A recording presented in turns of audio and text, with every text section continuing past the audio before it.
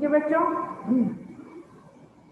अब यहाँ पर जो है हम बात कर रहे हैं डिफरेंसेस की। तो मैंने आपको बताया जैसे सेकंड पॉइंट में कि सेंट्रल बैंक जो होता है, आपने देखा है स्टेट बैंक ऑफ पाकिस्तान जो है वो किसकी ओनरशिप है, गवर्नमेंट की।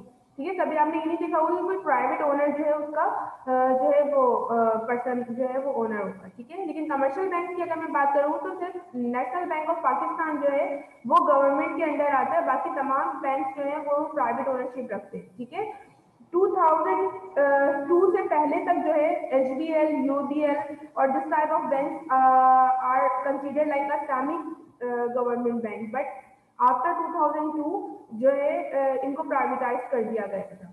ठीक है, to earn profit is not the main purpose of central bank, यानी सेंट्रल बैंक का पर्पज जो है वो सिस्टम बनाना है, रूल्स एंड रेगुलेशन प्रोवाइड करने। उनका पर्पज जो है वो कैश डीलिंग नहीं है, वो अर्न प्रॉफिट नहीं है। ठीक है, इनका मकसद जो होता है इकोनॉमी में स्टेबिलिटी लेकर आना है। ठीक है, फाइनेंशियल इंस्टीट्यूशन को स्टेबलाइज करना है। ठीक है, उनको रूल्स एंड रेगुलेशंस बताने हैं, जबकि कमर्शियल बैंक का सिर्फ और सिर्फ एक पर्पस होता है कि वो अर्न करे प्रॉफिट। ठीक है, उसके बाद है ये फिर से रिपीटेड है,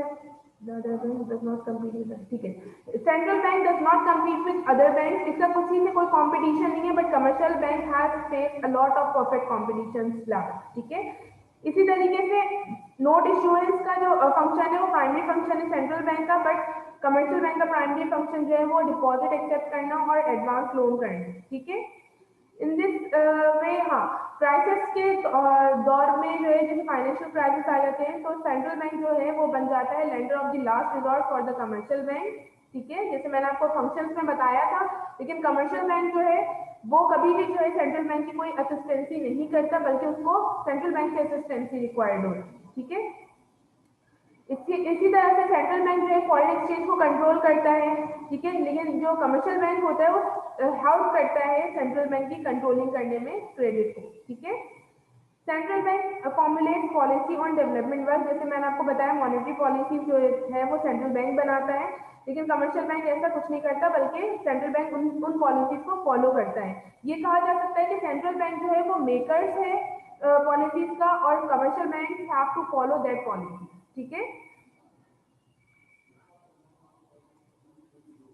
अब यहाँ पर जो है नेक्स्ट चीज है वो क्योंकि सेंट्रल बैंक से लिंक करती है, that's why I am explaining it right now, monetary policy, जिसका नाम अभी आप सुन रहे हैं। ठीक है, मॉनेटरी पॉलिसी क्या होती है बेटा? मॉनेटरी पॉलिसी की सबसे पहले तो आप जो है वो वेरिएबल सुन लें। मॉनेटरी पॉलिसी में हम मनी सप्लाई की बात करते हैं, इंटरेस्ट रेट की बात करते हैं। ठीक है, अब इसको गौर से सुनिएगा, एक सिनारियो है ये मैं जो आपको बता रही हूँ। देखिए, कंट्री में ना दो तरह की पॉलिसी होती है, एक मॉनेटरी पॉलिसी होती है और एक फिस्कल पॉलिसी होती है, जो कि कंट्रोल करती है किसको? मनी सप्लाई को इन द इकोनॉमी। ठीक है, मनी सप्लाई का मतलब ये कि आपके पास जब ज्यादा से ज्यादा पैसे आने लगते हैं ना इकोनॉमी में, महंगाई बढ़ने लगती है, इन्फ्लेशन बढ़ने लगती है, तो उसको कंट्रोल किया जाता है फिस्कल पॉलिसी से और मॉनेटरी पॉलिसी से। जो फिस्कल पॉलिसी होती है वो गवर्नमेंट के अंडर होती है कि गवर्नमेंट उसको कंट्रोल करे। ठीक है, लेकिन जो मॉनेटरी पॉलिसी होती है उसका जो रिस्पॉन्सिबिलिटी होती है कंट्रोल करने की, वो सेंट्रल बैंक को दी जाती है, हर बैंक की। ठीक है, क्योंकि मॉनेटरी टर्म में उस पॉलिसी को बनाना होता है और मॉनेटरी वैल्यूज को जो डीलिंग कर रहा होता है वो फाइनेंशियल इंस्टीट्यूशन कर रहा होता है, दैट्स वाई सेंट्रल बैंक को दी जाती है मॉनेटरी पॉलिसी की मेकिंग। ठीक है, अब जैसे लेट सपोज कि बैंक में जो है मनी वो इकोनॉमी में जो है मनी सप्लाई बहुत ज्यादा इंक्रीज हो जाती है। ठीक है, तो बैंक सेंट्रल बैंक क्या करता है कि जब उसको लगता है कि भाई इंक्रीज हो गई है सप्लाई ऑफ मनी इकोनॉमी में, तो वो क्या करता है, दो तरह की पॉलिसीज होती है, एक कॉन्ट्रेक्शनरी पॉलिसी होती है और एक एक्सपेंशनरी पॉलिसी होती है। जब उसको लगता है इकोनॉमी में सप्लाई ऑफ मनी इंक्रीज हो गई तो वो कॉन्ट्रेक्शनरी मॉनेटरी पॉलिसी अप्लाई करता है, और किस तरह से करता है कि वो अपने जो है ना इंटरेस्ट रेट जो होते हैं वो बहुत ज्यादा इंक्रीज कर देता है, हाई कर देता है। ठीक है, अब लोग क्या होते हैं, लोग कहते हैं कि भाई आप अपना पैसा जो है इकोनॉमी में रखने के बजाय अच्छा ये है कि हम बैंक में क्यों ना इन्वेस्ट कर दें, वहां पर हमें इंटरेस्ट ज्यादा मिल जाए। ठीक है, और इन दिस वे जो है अगर बैंक को लगता है कि भाई मनी सप्लाई इकोनॉमी में बहुत कम हो गई है और हमें जो है इकोनॉमी में मनी सप्लाई को एक्सपेंड करना है, तो वो क्या करता है, एक्सपेंशनरी मॉनेटरी पॉलिसी अप्लाई करता है, जिसमें वो क्या करता है, इंटरेस्ट रेट को कम कर देता है और लोग जो है डिस्करेज हो जाते हैं to keep their money in the bank, और वो क्या करते हैं, बैंक से अपने पैसे निकाल के दोबारा इकोनॉमी में सर्कुलेट करते हैं, इन्वेस्टमेंट वगैरह में लगाते हैं। ठीक है, अच्छा, पहले मैं ये बता दूं कि role of central bank in credit control या मॉनेटरी पॉलिसी जो होती है वो किस तरह से सेंट्रल बैंक जो है यूज करता है क्रेडिट कंट्रोल करने में। ठीक है, जो अभी मैं बात कर रही हूँ ना कि सप्लाई ऑफ मनी को किस तरह से कंट्रोल करता है, तो देयर आर वेरियस जो है टाइप्स हैं बाय दैट जो है सेंट्रल बैंक अपने क्रेडिट को कंट्रोल कर सकता है, सप्लाई ऑफ मनी को कंट्रोल कर सकता है। First is bank rate policy. Bank rate policy का मकसद ये होता है कि मॉनेटरी पॉलिसी की एक्सपेंशनरी मॉनेटरी पॉलिसी और कॉन्ट्रैक्शनरी मॉनेटरी पॉलिसी किस तरह से कंट्रोल हो। तो बैंक को जब लगता है सेंट्रल बैंक को कि भाई इकोनॉमी में सप्लाई ऑफ मनी बहुत ज्यादा हो गई है, तो वो अपने इंटरेस्ट रेट को क्या करता है, हाई कर देता है। जब इंटरेस्ट रेट को हाई करते हैं तो लोग जो है डिफरेंट इन्वेस्टमेंट में पैसे स्पेंड करने के बजाय क्या करते हैं, बैंक अकाउंट में पैसे रखना शुरू कर देते हैं ताकि उसको वहां पर घर बैठे जो है बहुत ज्यादा हाई इंटरेस्ट मिल सके। ठीक है, इन दिस वे अगर बैंक को लगता है सेंट्रल बैंक को कि भाई इकोनॉमी में सप्लाई ऑफ मनी कम हो गई है और there is a need to expand it, तो वो क्या करता है, अपने इंटरेस्ट रेट को कम कर देता है ताकि, और इसको कहा जाता है एक्सपेंशनरी मॉनेटरी पॉलिसी, जिसमें वो क्या करता है कि इंटरेस्ट रेट जब कम करता है तो लोग डिसअपॉइंट हो जाते हैं कि वो अपना पैसा बैंक में रखे और वो क्या करते हैं, बैंक से पैसा निकाल के इन्वेस्टमेंट पर्पसेस में लगाने लगते हैं कि वहां पर उनको प्रॉफिट हो सकता है ज्यादा मिले, जैसे बिजनेसेस में होता है ना, प्रॉफिट ज्यादा मिलता है कंपैरेटिवली इसके कि आप बैंक में रखवाओ। ठीक है, तो ये कौन सी पॉलिसी है, एक्सपेंशनरी मॉनेटरी पॉलिसी। इसी तरह से दूसरा टूल है मॉनेटरी पॉलिसी का, इसको टूल्स ऑफ मॉनेटरी पॉलिसी भी कहा जाता है। The another name of it is that open market operation. Open market operation में क्या होता है कि सेंट्रल बैंक जो होता है उसके पास जो सिक्योरिटीज होती हैं वो इश्यू करता है लोगों को। ठीक है, लाइक ट्रेजरी बिल्स जो होते हैं, टी बिल्स बहुत ज्यादा जो है कॉमनली यूज होते हैं और ओपन मार्केट ऑपरेशन की सिक्योरिटी में, गवर्नमेंट सिक्योरिटी में।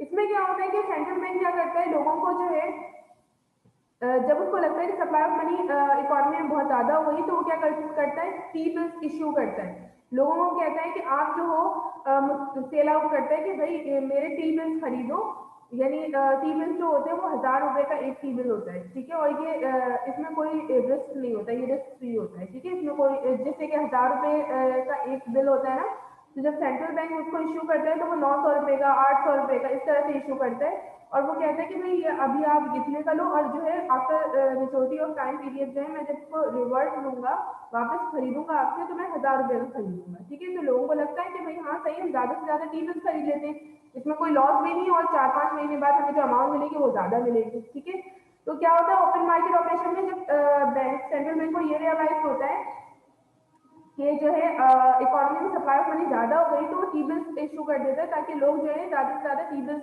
पे पैसा लगाएं और खरीदें। इस तरह से जो पैसा होता है पब्लिक का वो सेंट्रल बैंक के पास आ जाता है और उसके अगेंस्ट पब्लिक के पास जो है T bills piece of paper चले जाते हैं। ठीक है, अब जब इकोनॉमी में सेंट्रल बैंक को लगता है कि नहीं यार अब जो है सप्लाई ऑफ मनी बहुत ज्यादा कॉन्ट्रैक्ट हो गई है, अब इसको जरा एक्सपेंड करना है, तो वो क्या करते हैं, परचेज करना शुरू कर देते हैं अपने टी बिल्स को लोगों से, जनरल पब्लिक से। जब वो खरीदने लगता है तो लोगों का पैसा वापस उनको देने लगता है और उनसे जो है टी बिल्स लेने लगता है। इन दिस वे जो है इकोनॉमी में दोबारा पैसा आ जाता है।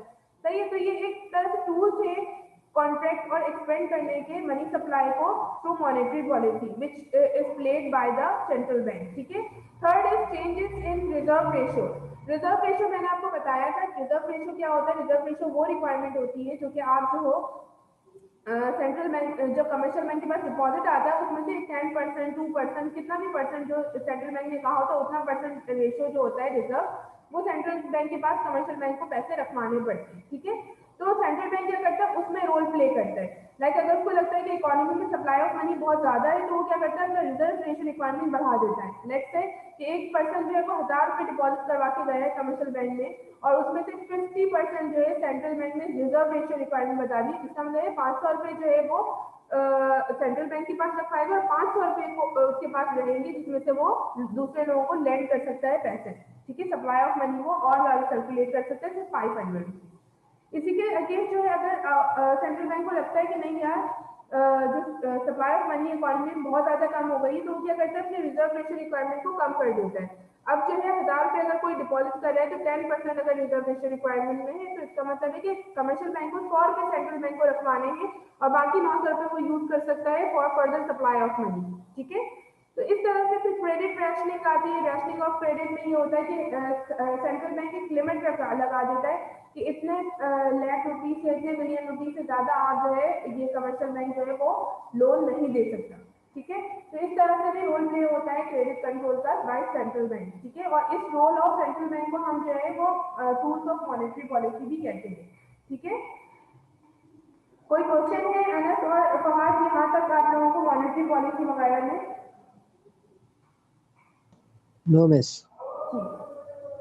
उसके बाद जो है हम यहाँ पर एक और चीज पढ़ लेते हैं, वो है discretionary monetary policy. Discretionary monetary policy क्या होती है? एक होती है मॉनेटरी पॉलिसी जो कि स्ट्रैटेजिक होती है, जो कि लॉन्ग टाइम पीरियड के लिए होती है, ठीक है। यानी कि लॉन्ग टाइम पीरियड में आपके पूरे साल चलेगी वो मॉनेटरी पॉलिसी। लेकिन समटाइम्स ऐसा होता है कि बीच में कोई ऐसे सर्कमस्टेंसेस आ जाते हैं कि हमें अपनी मॉनेटरी पॉलिसी में चेंजिंग की जरूरत होती है, ठीक है। और बहुत जल्द सडन चेंज की जरूरत होती है। तो वो जो जल्दी से जो चेंजिंग हो रही होती है उस इकोनॉमी मॉनेटरी पॉलिसी में, that changing is called discretionary monetary policy, जिसमें हम क्या करते हैं, बहुत जल्दी जो है जजमेंट करते हुए according to the requirement of circumstances हम चेंजिंग लेकर आते हैं मॉनेटरी पॉलिसी में। तो that changing is called discretionary monetary policy, ठीक है। Is it clear to you all?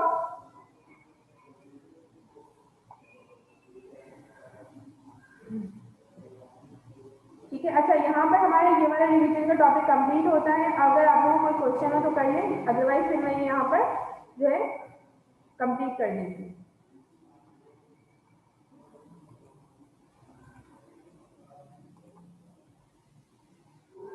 Miss last वाला तो आपने जो टॉपिक पढ़ाया वो डिस्क्रिशनरी को दोबारा पढ़ा था, समझ नहीं आया। डिस्क्रिशनरी मॉनेटरी पॉलिसी जो होती है, एक मिनट। डिस्क्रिशनरी मॉनेटरी पॉलिसी होती है कि मॉनेटरी पॉलिसी तो आपको पता है कि लॉन्ग टाइम पीरियड के लिए, यानी कि सिर्फ 1 ईयर सेंट्रल बैंक ने मॉनेटरी पॉलिसी ये बनाई कि कॉन्ट्रैक्शनरी मॉनेटरी पॉलिसी होगी और बैंक रेट पॉलिसी होगी, ठीक है। कि आपको जो है हाई इंटरेस्ट रेट करना है पूरे साल के लिए, ताकि लोग जो है वो मनी सप्लाई ज्यादा ना करें, ठीक है। ये पॉलिसी सही। बन रही है। उसके बाद ड्यूरिंग द ईयर कुछ ऐसे सर्कमस्टेंसेस आए जिसकी वजह से ये पता चला कि भाई इकोनॉमी में जो है मनी सप्लाई बहुत ही कम हो गई है और there is the need to expand the money during the year, ठीक है। तो उस वक्त सडनली जो है स्टेट बैंक को अपना जो पॉलिसी थी उसमें चेंजिंग लेकर आनी पड़ेगी। और वो क्या करेगा, बैंक रेट को रिड्यूस करके मनी सप्लाई को इंक्रीज करेगा इकोनॉमी में, ठीक है। तो यहाँ पे क्या हो रहा है कि वो पूरे 1 साल के बाद जो है मॉनेटरी पॉलिसी चेंज नहीं कर रहा, बल्कि ड्यूरिंग दी टाइम पीरियड वो मॉनेटरी पॉलिसी को चेंज करते हुए जो है चेंजिंग लेकर आ रहा है। तो यहाँ पे क्या हो रहा है वो कि the policy respond to a changing economy with predetermined rules, the policy is pursued regardless of the current state of the economy. जो करंट स्टेट की इकोनॉमी में जो पॉलिसी थी उसके अगेंस्ट जो है जो पॉलिसी बन रही है, policy is based on the judgement of the policy maker, ठीक है। जो भी सिचुएशन चल रही है उसकी जजमेंट के अकॉर्डिंग जो है अगेंस्ट जो पॉलिसी बन रही है, this policy is called discretionary monetary policy. सही। क्लियर? जी मिस। ओके, ठीक है। आप लोगों को यहाँ तक समझ में आ गया है? फिर हम जो है इंशाल्लाह ताला नेक्स्ट क्लास में जो है नेक्स्ट टॉपिक को रिवाइज करेंगे, ठीक है। Okay miss. ओके, मैं यहाँ पर स्टॉप कर रही हूँ। अल्लाह हाफिज। Okay thank ma'am. You so much. अल्लाह अल्लाह हाफिज़ मैम। हाफिज।